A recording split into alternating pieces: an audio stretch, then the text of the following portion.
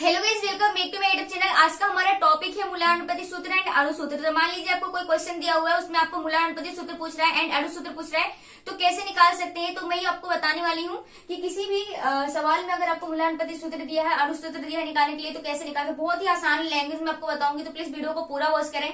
And उससे पहले अपने चैनल पर तो प्लीज चैनल को सब्सक्राइब करें। तो आइए समझते हैं गाइस कैसे करना है इसको। तो उसके लिए मैं आपके सामने एक क्वेश्चन लेकर आई हूँ, ठीक है, एक क्वेश्चन लेकर आई हूँ। इसमें आपसे दोनों ही चीजें पूछा है। कौन कौन सा आपने मूलानुपाती सूत्र भी पूछ लिया गया है एंड आपसे अणु सूत्र भी पूछा है। तो दोनों ही चीजें पूछ लिया। तो सबसे पहले क्वेश्चन पढ़ लेते हैं हम, ठीक है। तो क्वेश्चन क्या कहना चाहता है कि एक कार्बनिक यौगिक है, ठीक है। मान लीजिए कोई कार्बनिक यौगिक है, उस कार्बनिक यौगिक में कार्बन की प्रतिशतता दे रखी है आपको कितना, 61%। देखिए मैंने लिख भी दिया है यहाँ पर, कार्बन की प्रतिशतता कितनी दे रखी है, 61% दे रखी है। एंड बोल रहा है कि और हाइड्रोजन की प्रतिशतता जो है 11.88% है। तो यहाँ पर हाइड्रोजन की दे रखी है 11.88% दे रखी है।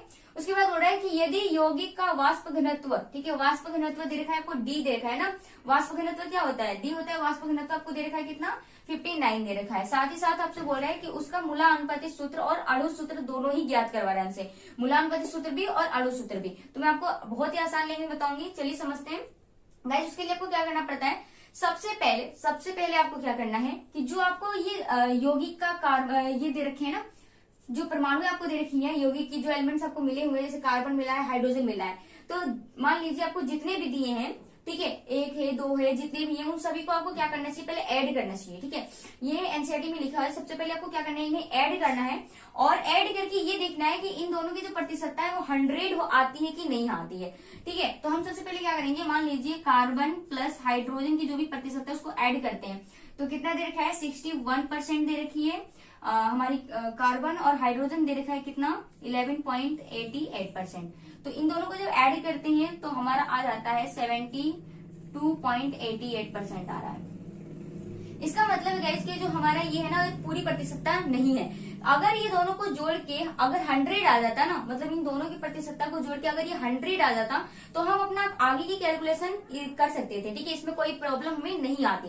लेकिन इसीलिए इस क्वेश्चन को लेकर आई हूँ। लेकिन अगर इन दोनों को जोड़ने के बाद अगर 100 नहीं आता है, तो समझ लीजिए कि आपको इसमें क्या करना, 100 में से पहले इसको माइनस करना पड़ेगा एंड जो बची हुई आपको मिलेगी वो ऑक्सीजन के लिए प्रतिशतता रखनी पड़ती है, ठीक है। तो यहाँ पर आपको 72 मिल गया है। तो अब अगर इस आप 100 में से माइनस करेंगे, 100 में से जब हम कितना माइनस करें, 72.88 को माइनस करते हैं, तो हमें कितना मिल जाता है, हमें मिल जाएगा आपको 27.12 मिल जाएगा, ठीक है। 27.12% आपको मिल जाएगा। तो ये जो प्रतिशतता है ना, समझ लीजिए ये आपको ऑक्सीजन के लिए रखनी है। तो सबसे पहले आपको क्या करना होता है, यहाँ पर जो भी तत्व बोला है ना, देखिए पहले कॉलम में आपको तत्व लिखना है, फिर तत्व प्रतिशतता, ये आपको कॉलम मिल जाएगा, आपको बुक में भी ये बनी हुई मिलती है, ठीक है। तो पहले तत्वों के लिए कॉलम होता है। तो तत्व हमारे कौन कौन से थे, पहले कार्बन दिया हुआ था, फिर हाइड्रोजन दिया हुआ था, फिर इन दोनों को जोड़ा हमने, तो हमने देखा ये पूरा नहीं है, तो हमने 100 में से इसको माइनस किया, तो जो बची हुई प्रतिशतता हमें प्राप्त हुई कितनी, 27.12%, ठीक है। तो ये आपको रखनी है किसके लिए, ऑक्सीजन के लिए रखनी है। तो ये भी आपको यहाँ पर इस तरीके से लिख लेना है। आप प्रतिशतता लिख लीजिए। तो कार्बन हमें कितना मिला है, 61% मिला है। हाइड्रोजन आपको कितना मिला है, 11.88% मिला है, ठीक है। प्रतिशतता यहाँ पर नहीं लिखनी है क्योंकि ऊपर लिखा हुआ है। एंड ऑक्सीजन आपको कितना मिल गया, 27, ठीक है, 27.12%। तो इस तरीके से आपने प्रतिशतता लिख लिया है। अब आपको क्या करना होता है, अब आपको यहाँ पर बोला है परमाणु द्रव्यमान। तो इन परमाणु का द्रव्यमान लिखना होगा। तो परमाणु का द्रव्यमान क्या हो जाएगा, देखिए हाइड्रोजन का परमाणु द्रव्यमान कितना होता है, 12 होता है, ठीक है। कार्बन हमारा किस पे होता है, 6 पर होता है, तो उसका परमाणु द्रव्यमान कितना हो जाएगा, 12। हाइड्रोजन का 1 ही होता है। ऑक्सीजन का कितना हो जाएगा, 16। तो इस तरीके से आपको लिख लेना है। अब आगे जो आपको लिखा है परमाणुओं की आपेक्षिक संख्या, परमाणुओं की आपेक्षिक संख्या में आपको क्या करना होता है कि इससे भाग देना पड़ता है आपको। तो यहाँ पर आपको क्या करना है, 61 मतलब जो भी आपका प्रतिशतता उसको ऊपर रखनी है एंड परमाणु द्रव्यमान से आपको क्या करना है, डिवाइड करना है। तो इस तरीके से आपको इसके डिवाइड करना है। सेम आपको यहाँ भी करना है, इसको ऊपर रखना है 11.88 एंड इसके नीचे 1 से आपको डिवाइड करना है। सेम आपको यहाँ पर भी करना है 27.12 एंड अपॉन में आपको रखना है 60, ठीक है। अब आप उनको डिवाइड करेंगे तो आपको कितना प्राप्त होगा, इसको जब आप डिवाइड करेंगे तो आपको मिल जाएगा 5, इसको जब तो आपको इतना ही मिलेगा, ठीक है, 11.88 ही मिल जाएगा। एंड इसको अब जब डिवाइड करेंगे तो आपको मिल जाएगा 1.69, ठीक है। तो इस तरीके से आपको जब डिवाइड करेंगे तो आपको ये मिल जाता है। अब आपको क्या करना होता है, नेक्स्ट जो बोला है ना परमाणु का परस्पर सरल अनुपात, ठीक है। तो सबसे पहले मैं आपको बता दूं कि जो मूलानुपाती सूत्र होता है क्या होता है, किसी भी यौगिक का सरलतम रूप होता है ना। हमारा अणु सूत्र क्या बताता है, किसी भी यौगिक की वास्तविक परमाणु की संख्या बताता है, जबकि मूलानुपाती सूत्र क्या बताता है, उनका सरलतम अनुपात बताता है, ठीक है। तो हमें अब आगे क्या करना है, परमाणु का सरलतम अनुपात ही निकालना है। तो सरलतम अनुपात निकालने के लिए आपको क्या करना पड़ेगा, इनके जो डिवाइड आए ना, इनमें देखना है कि सबसे छोटा कौन सा है। तो देखिए हमारा 5 है और ये हमारा 11.88 है और ये क्या 1.69 आया है इसका डिवाइड करके। तो इनमें सबसे छोटा कौन सा है, ये है सबसे छोटा 1.69।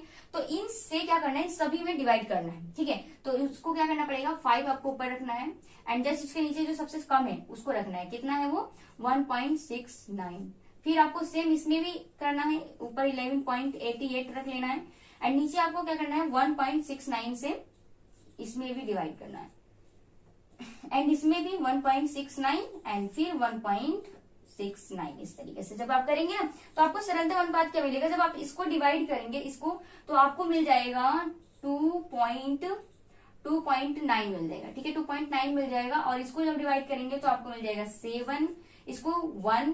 तो देखिए 2.9 मतलब ऑलमोस्ट कितना मिला है आपको, 3 मिला है ना। तो इसको 3 मान लेते हैं, तो ये 3, ये 7 और ये आपको कितना मिल गया 1। तो ये सरलतम अनुपात आपको मिल गया। अब मूलानुपाती सूत्र कैसे निकालना है, देखिए मैंने लिख रखा है पहले से कि मूलानुपाती सूत्र, ठीक है। यहाँ पर क्या प्राप्त हो गया, देखिए सी आपको यहाँ लिखना है। सी का कितना मिला है, कितना सरलतम अनुपात मिला है, आपको 3 मिला है ना, तो इसको आपको इस तरीके से लिख लेना है। उसके बाद हाइड्रोजन का देखिए, हाइड्रोजन को कितना मिला है, आपको 7 मिला है। तो आपको क्या करना है, इसकी हाइड्रोजन यहाँ लिखना है 7, इस तरीके से लिख लेना है। ऑक्सीजन का देखिए, ऑक्सीजन का एक ही है तो ऑक्सीजन ऐसे ही रहेगा। तो ये जो आपको प्राप्त हुआ है, क्या प्राप्त हो गया है, मूलानुपाती सूत्र प्राप्त हो गया है, ठीक है। अब देखिए मूलानुपाती सूत्र आपने इस तरीके से निकाल दिया, लेकिन फिर आपको क्या बोलता है, आपसे क्या बोला गया है, मूलानुपाती सूत्र आपका एक तो हो गया, लेकिन दूसरा क्या पूछा आपसे, अणु सूत्र भी पूछा गया है। तो अणु सूत्र को निकालने के लिए आपको क्या फॉर्मूला है, आपको संबंध याद होना चाहिए इनका दोनों का, किसका, मूलानुपाती सूत्र का एंड अणु सूत्र का, ठीक है। तो जब आपको अणु सूत्र निकालना हो तो अणु सूत्र निकालने के लिए होता है कि मूलानुपाती सूत्र लिखिए एंड उसके गुणा में आपको एन रखना होता है।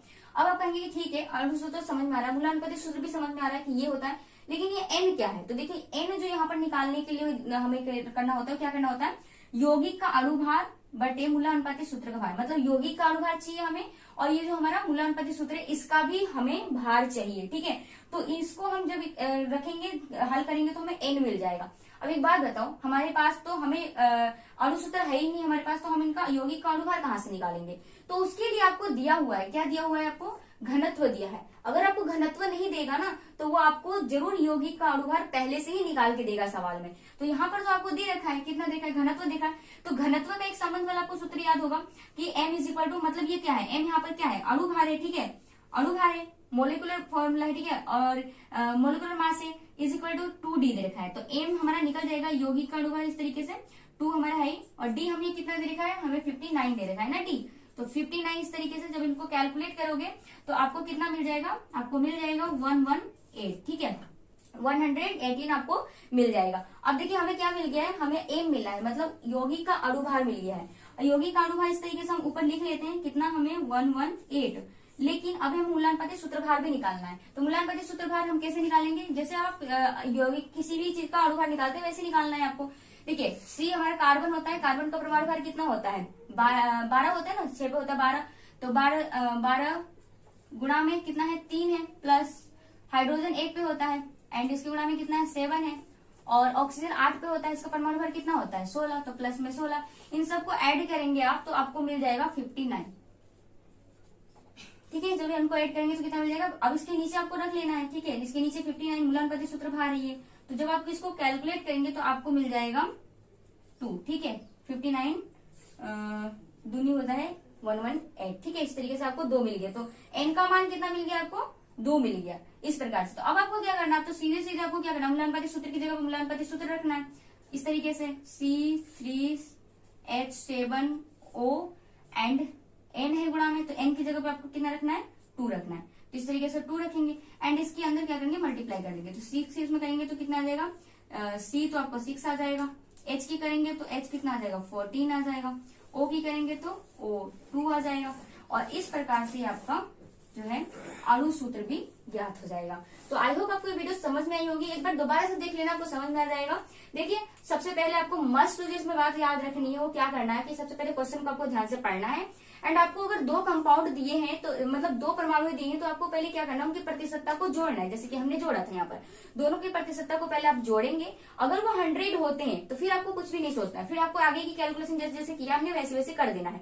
लेकिन जब आपको इन दोनों को जोड़ते हैं, इनकी प्रतिशतता आपको बराबर नहीं मिलती है, मतलब 100 से कम आती है, तो 100 में से पहले आप उसे माइनस करिए और जो बची हुई प्रतिशतता आपको प्राप्त होती है उसे ऑक्सीजन के लिए रख लीजिए। ये एनसीईआरटी में लिखी हुई है, आप जब पढ़ेंगे ध्यान से तो आपको मिलेगा ये बात, ठीक है।